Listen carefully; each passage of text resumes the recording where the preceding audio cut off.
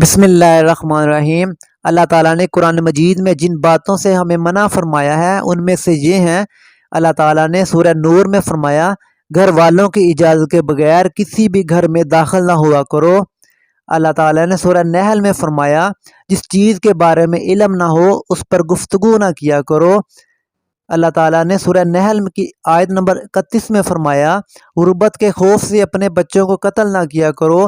اللہ تعالیٰ نے سورہ بقرہ میں فرمایا کہ اللہ کی رحمت سے مایوس نہ ہوا کرو۔ اللہ تعالیٰ نے سورہ نساء میں فرمایا، حسد نہ کیا کرو۔ اللہ تعالیٰ نے سورہ بقرہ میں فرمایا، منافقت سے بچو۔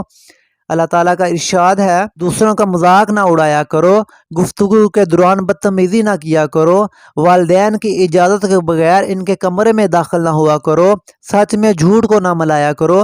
اللہ تعالیٰ میرے دوستوں مجھے اور آپ کو ان احکامات کو سمجھنے کی اور ان پر عمل کرنے کی توفیق عطا فرمائے۔